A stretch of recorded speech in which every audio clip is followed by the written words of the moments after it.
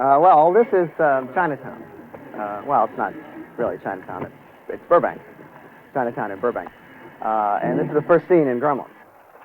And rolling action! Okay. Keep going. Reversing. Keep going back. Don't forget to come right towards camera. People cross right towards camera towards us here.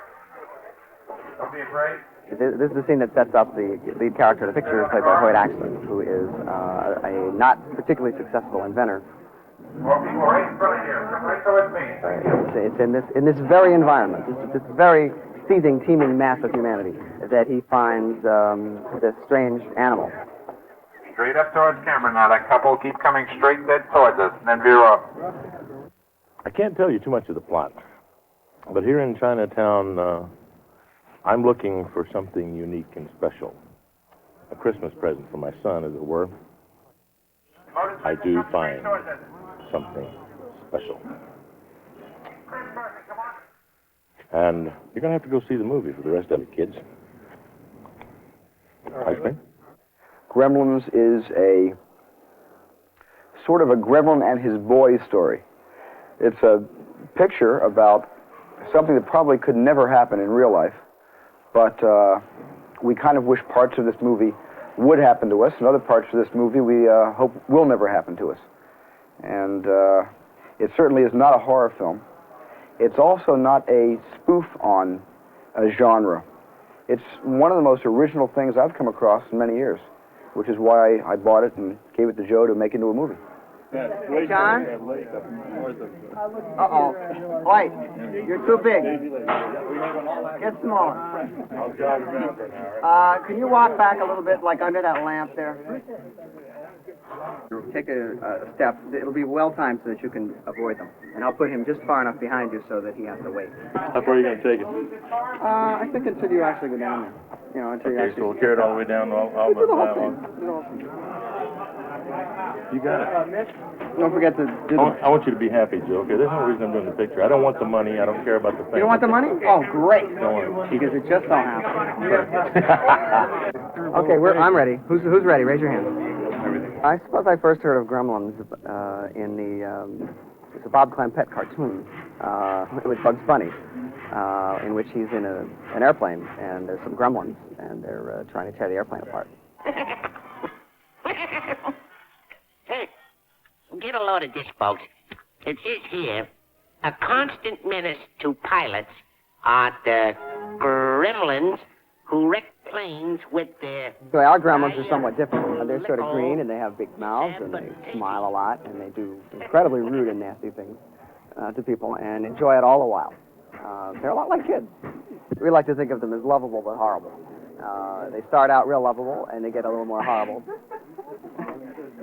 If I tell you the ending, then you'll act like you know it, and it won't be as good. Okay. Now, it'll only take a picture will be out in a year. Yeah. Oh, about a year. Bring it out on Christmas. No, I can't bring it out at Christmas. It's set at Christmas. If you bring it out at Christmas, then it's a Christmas movie. What's wrong with the Christmas movie? Well, because it's a Christmas movie, and then 2 weeks after Christmas, it's Christmas. That's old. It's better for summer, because in summer everybody's hot and sweltering, and they'd love to go see a picture that happens on Christmas. You're not buying that, huh? You're the director. Parker? Action. I thought you said this place wasn't very far. Not far. It's right over here. Come on. Let me do it again. Cut right away. It's fine. What do I know? I'm seeing it on TV. How could I tell? Well, in this scene, the last gremlin who's been pursuing me, or I've been pursuing it and been tangling with it through the whole movie, has finally been trapped in a large department store, and I've had to follow it, and it's been doing various things like throwing saw blades at me and throwing large boxes and a pitching machine and shooting me in the arm with an arrow and coming at me with a chainsaw and all sorts of exciting stuff. This picture is by far the most ambitious thing I've ever worked on, in that the characters we've had to create for this picture are active through the entire picture and do an awful lot of stuff. Here in Gremlins, it's all, every other shot is a gremlin doing something. The film is everything. I mean, it is funny, extremely funny at times. It's really scary. I mean, scary to the point of sometimes in the middle of a scene, I'll get so carried away, I'll be completely freaked out by the end of the scene. First couple of times I worked with the Gremlins, I was so frightened by them because I tried to stay away from them as much as possible. It's kind of like E.T. with teeth. What I like in movies especially is things that you are movies that do things that you can't do in real life and show you things that you can't see just by walking out in the street. And there have been a lot of great movies that show you real life as it is lived and should be lived. But my favorite kind of movies are the ones that show you things that you really can't see anywhere but in the movies. And this picture, believe me, you'll never see any of this stuff except in the movies. Gremlins. What a fairy tale. Little man. Oh, brother. Well, I remember back in the 80s when Amblin was just starting out, and it was my wife, Kathy Kennedy, and Stephen, and I in a fresh new company, and we wanted to make a lot of movies. And so there were a lot of writing samples coming in, and we were very excited, and Stephen was reading a bunch of them. I just took about 20 scripts home for the weekend. And literally in the pile was this thing called Gremlins. And I noticed the name of the writer. There are not a lot of writers named Chris Columbus. I didn't know whether that was a nom de plume, whether he was hiding his actual identity. But I was very intrigued with the script. I read it and I said, this is like a candy store. This is like every delightful piece of devilish comedy horror I've ever read before. And so I bought the script.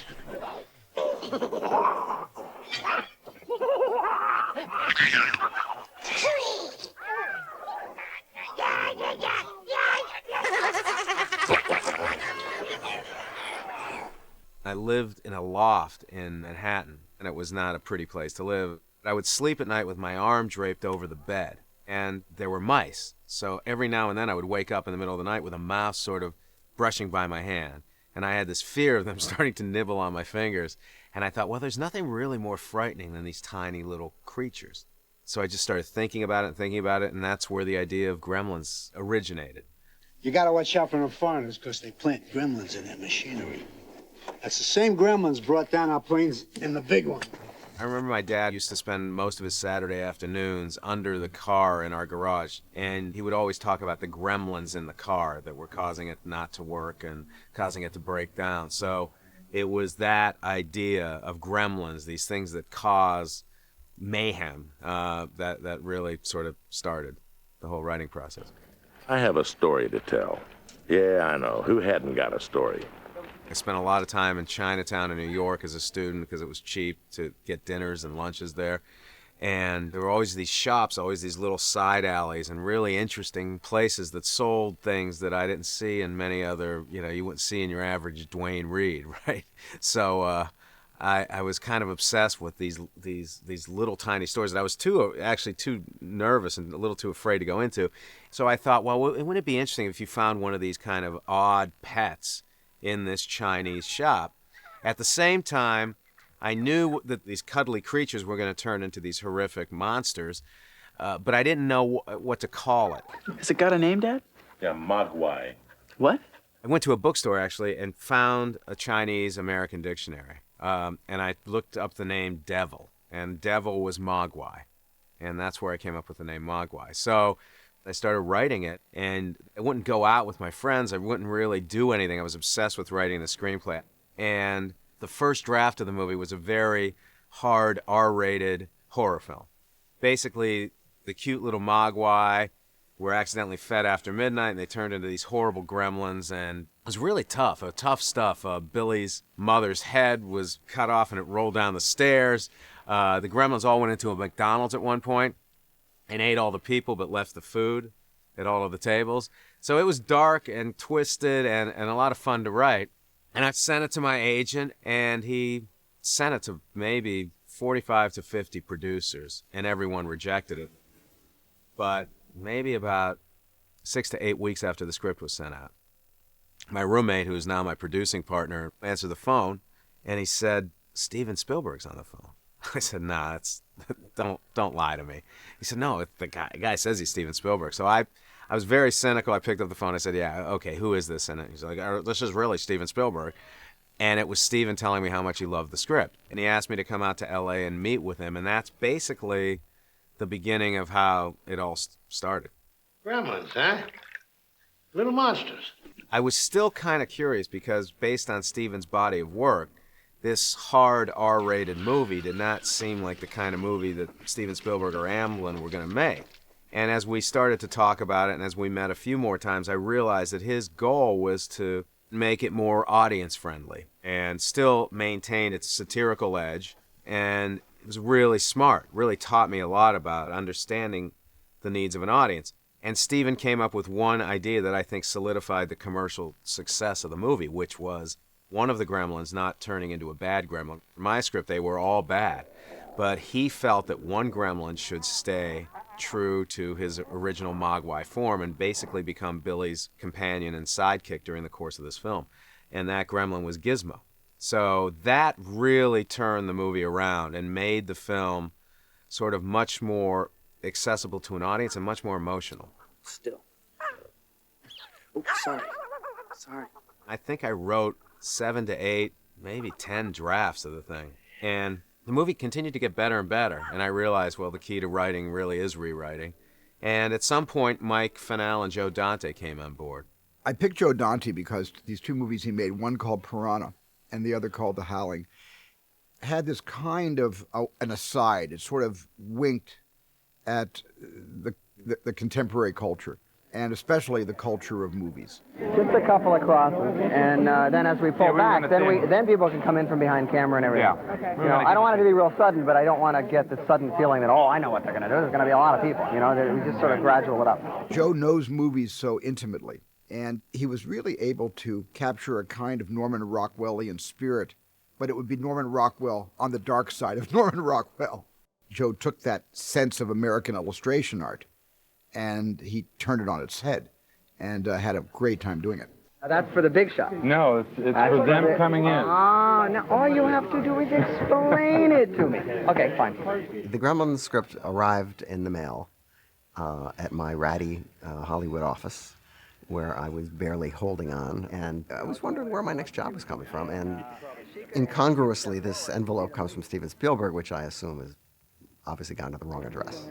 So we read this thing, and it was like, oh my God, this is incredible. But how are we going to do it? It's impossible. This is, of course, 30 years ago. This is the pre-digital era.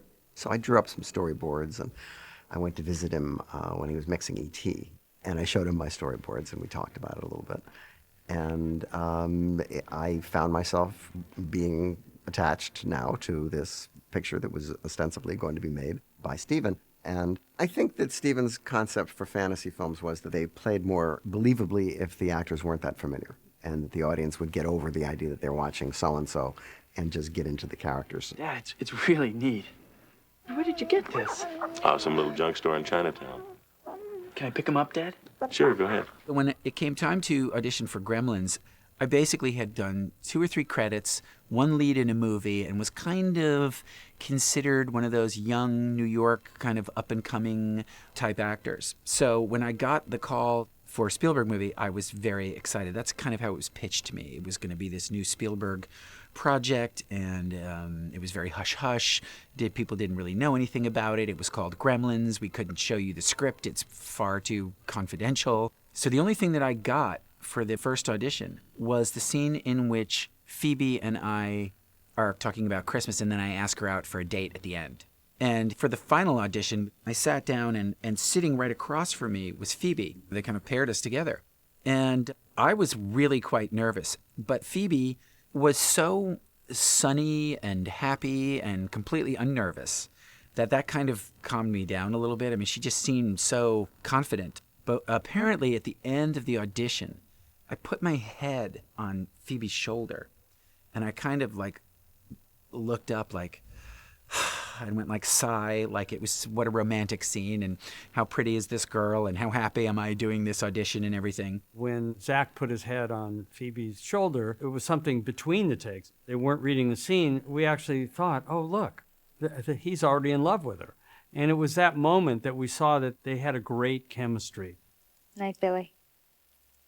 They didn't involve me much in casting. I was the writer, so I was just happy to be invited to the set whenever I was allowed to come to the set. So I would just hear who was cast, and I was particularly excited about Hoyt Axton. I loved his music, and I know his mother had written Heartbreak Hotel for Elvis Presley, so I was a huge music fanatic, still am, so I was very anxious to meet him, and I was really excited when he was cast. I want to say something nice okay. about Go it. ahead. Here's the people. I don't have any awards. They're not ready yet. But one of the greatest experiences of my life as an actor, and I have been an actor all week, and I like it a lot, has been working with Mr. Dante. You'll hear readings like this every 5 minutes. He's an incredible human being, and a great American. So far, the checks haven't bounced, and I'm very glad to be here. Thank you, Joe. I really think that the casting of Hoyt Axton was one of the keys to the success of the movie because he's such an incredibly natural actor. You never really get the sense that he's ever forcing anything. Like the classic scene where he gives me Gizmo and explains the rules to me. I don't want to say he ad-libbed it, but Joe was like, you just say it however you would say it. Just make sure that you explain the rules in a way so that nothing's left out.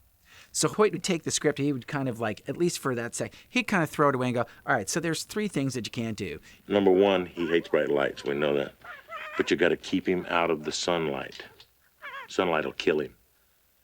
Number 2, keep him away from water. Don't give him any water to drink. And whatever you do, don't give him a bath. And I was watching him going, this guy is so natural. It's like he's doing nothing.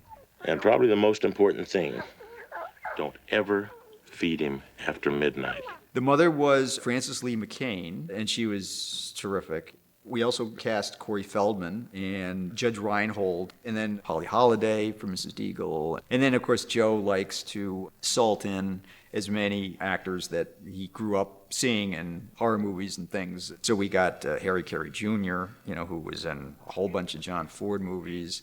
Bill Shallert has a small part. Ken Tobey, the star of The Thing. Fantastic ideas for a fantastic world. I make the illogical logical, and I have something here that I think you might be interested in. Another great B-movie actor that Joe liked was Scott Brady. Did your father always give you vicious little monsters for a present? And then, of course, Dick Miller, who, tried to put in everything, and he played the pivotal role of Mr. Futterman. These goddamn foreign cars, they always freeze up on you. You don't find American machinery doing that. Our stuff can take anything. It's one of the most fun things, as I say, about making movies is working with actors, and everybody seemed to have a pretty good time. Although the movie was set at Christmas, and I think it's a big plus that it's set at Christmas, the movie was shot in the middle of the summer. Fire. Now, let me see, because I want to make sure that the kid is in it, too. I'm pretty sure that we started shooting about the 2nd or 3rd week of April, and my last day was August the 4th. So basically, it was late spring and summer of 1983 in Los Angeles, and we shot almost entirely on Burbank Studios. So for those of you who haven't been to Southern California, the San Fernando Valley in June and July and August is extremely hot. And I'm almost always wearing a blazer, and I would wear a button-down shirt and everything like that. And I had to wear my kind of wine-colored parka. And it's 105 degrees out. So for me, it was very, very difficult because I was hot all the time.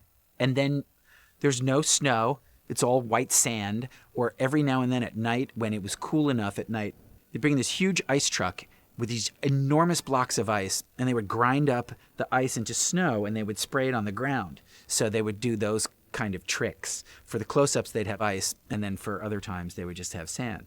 And then there was a whole discussion about how we were going to do seeing our breath. And we were just like, it's a movie. You're not going to see our breath. So we're just going to have to, we're not even going to go there. We're not even going to try and do it once or twice to give the illusion. We're just going to hope that people are so into the movie that they don't notice it. Hey, Dr. Morrell. Morning, Billy. Morning. The movie was always designed as a bit of a satire, a little bit of a riff on It's a Wonderful Life. So I felt that in that spirit, that the audience would accept sort of the storybook element of Gremlins. Good morning, Mrs. Deagle. What's good about it? The original concept was that they thought that it would be nice to shoot the movie in a real location. And I thought that was a terrible idea. For one thing, it's a fantasy, and the characters, the puppets, are not going to look as real if you take them out on broad daylight on Broad Street and with cars going by, as they will on a backlot, because backlots are stylized. And also they bring associations from old movies. So we wanted to stylize it to the point where it was obviously a backlot town, and it was obviously a place that's idealized, and it's not something that you have to completely believe in. It's a state of mind. Emptiness, all of a sudden you go by this stuff, and it's And now like, suddenly whoa. things start to happen. Yeah, and as you go further on down the street, you got more smoke and all the rest of it. Our production designer was a guy named James Spencer, who had a similar sensibility to Joe and I, kind of a little off the wall. So in addition to the sets, obviously, he also designed all the Peltzer inventions, the wacky Peltzer inventions that didn't work. Every frame is packed with so much visual information that you can watch the movie over and over and over again, and you can still every now and then go, oh, you know what? I never noticed that. The sequence where Hoyt Axton's on the phone, see in the background? The time machine? They're going to cut away. Okay, now they cut back. See the time machine's gone and the guy's searching for it on the floor? It's very, very fun visual style. And there's other distractions in that scene. Jerry Goldsmith's in that scene, and it was just a fun thing to do. Stephen does a little cameo in the scene. He goes rolling by in this contraption. I had hurt my leg, and I had this cast on. And I was visiting to sit on crutches, so Joe threw me in a wheelchair and had me do a drive-through. And there's actually a character in that scene who is supposed to be me that the crew put in. Because at the time, my dress, my costume for directing was dark glasses, a knit tie, and a white shirt. And there's a guy who comes out of a phone booth in that scene who was supposed to be me. Even I didn't get it. Now I have another reason to hate Christmas. Okay, what are you talking about? The worst thing that ever happened to me was on Christmas. I think my favorite scene in the movie is Phoebe's speech, because I thought she delivered that speech beautifully. It was Christmas Eve. I was 9 years old. Me and Mom were decorating the tree, waiting for Dad to come home from work. Phoebe Cates' monologue, which I always thought from the beginning was hilarious. And I thought it was just a really good example of dark humor. I went to try to light up the fire, and that's when I noticed the smell. She told me that really the monologue was the key part of the role that really made her say, I gotta do this. It's so outrageous. Firemen came and broke through the chimney top, and me and Mom were expecting them to pull out a dead cat or a bird, and instead they pulled out my father. In terms of being honest and vulnerable, you believe that her father actually climbed into a chimney dressed as... How absurd is the concept? He climbed into the chimney dressed as Santa Claus and broke his neck. And that's how I found out there was no Santa Claus. The story itself, which she tells with great drama, is kind of poignant. But on the other hand, it's on the face of it, it's ridiculous. And so the audience doesn't really know whether to laugh or to cry. And that was exactly what I was looking for. And in fact, it encapsulates to me the whole tone of the movie Gremlins. And it was immediately controversial as soon as we shot it. I remember leaving the editing room, and Tina Hirsch, the editor, said, well, that scene will never be in the movie. Which more or less strengthened my resolve to keep it in the movie. And I also thought it was her best scene. I thought she was great in it. And all through the movie, the executives hated the scene. And they said, you've got to cut it. The people will walk out. I said, it's 55 seconds long. They're not going to walk out. We were adamant that we had to keep that in the movie because that's what separated the movie from the pack. That's what made it unique and a little twisted. And it stayed in, and it hasn't seemed to hurt the popularity of the movie over the past 30 years. The scene with the chainsaw, Joe and I just came up with that on the day. We were walking around, and I was kind of marveling again at Jim Spencer's production design, and I was like, wow, I knew this was a department store, but you've stocked this thing like it's a department store. I mean, you've got a gun rack there, and you've got a real working fountain there. And I said, oh, look, you got the Texas Chainsaw Massacre homage there. And he goes, yep, there you go. And I said, wouldn't it be cool to have a baseball bat chainsaw fight? That would be awesome, wouldn't it? And he goes, that would be awesome. But the one bone of contention I have with Gremlins is that Gizmo comes in the pink car, and he pulls the thing, and he opens the shade, and that kills Stripe in the fountain. But the way we shot it was I got to be more like Bruce Willis Die Hard stuff, and he's shooting the gun at me, and I did my own stunts. I was really proud of it. I dove over this big rack of like potted flowers that they had, and I dove over it, and I land on the ground, and I pull the shade, and I kill the gremlin. So then I went to see the premiere, and it's Gizmo on this pink car saving the day.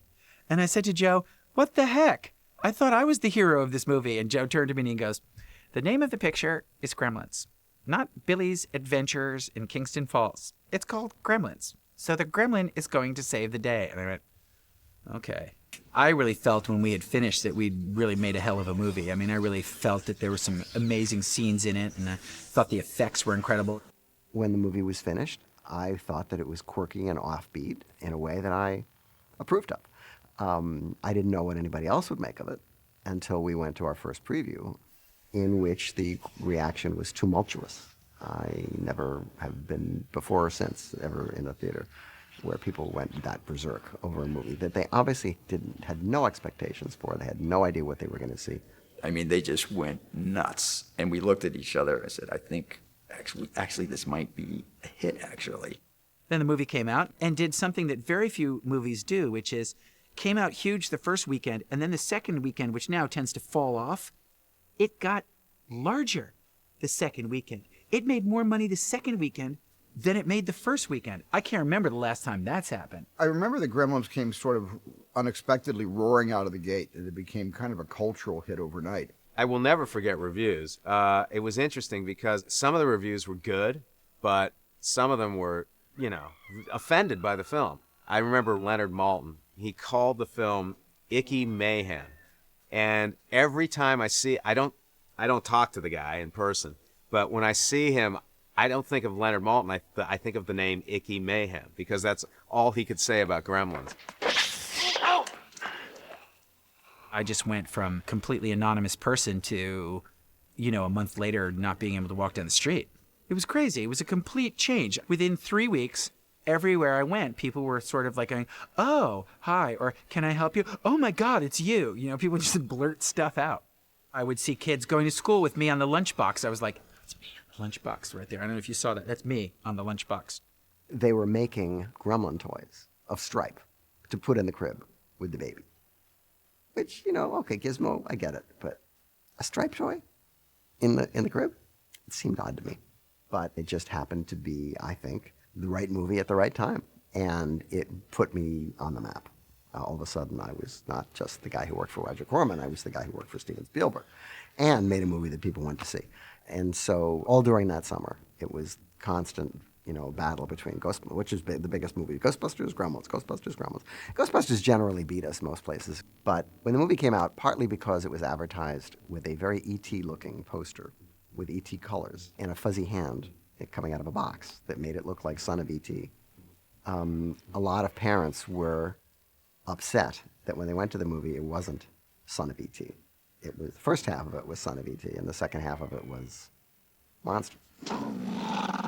And so there were some thoughts that maybe this movie was not appropriate for a PG rating. Yes, there's violence in it, but it's comic violence. It's made-up fantasy violence, but it also felt very real. And at the same time, Steven made Indiana Jones at the Temple of Doom, which came out that summer as well, and that was PG as well. But both of these movies went just a little beyond the constraints of PG in terms of intensity, and it became clear that there had to be a middle ground between PG and R.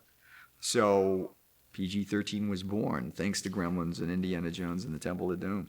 It was great making this movie because, well, first of all, Joe and I had just, come from very low budget movies. This was our first studio movie in Warner Brothers, and it was really important for us to have Steven and Frank Marshall and Kathy Kennedy to support us and help us navigate the complicated shoals of studio politics, which we were completely unfamiliar with at that time. And when the studio first saw it, they were somewhat taken aback and didn't know what to make of it. And again, Steven was like, trust me, audiences are going to love this. And he was right.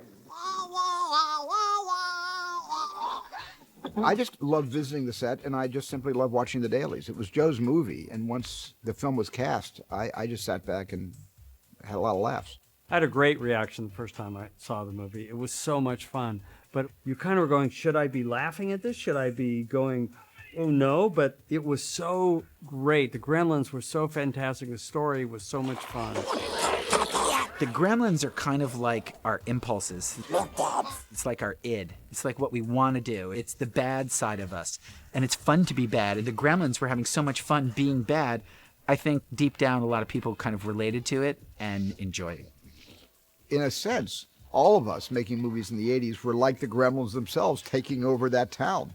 We kind of moved into Hollywood and did what we wanted to do. And because no adults were there to stop us or even wanted to stop us, and they didn't stop us because the films were doing so well at the box office, it was a really interesting time of, I guess, creative insurrection.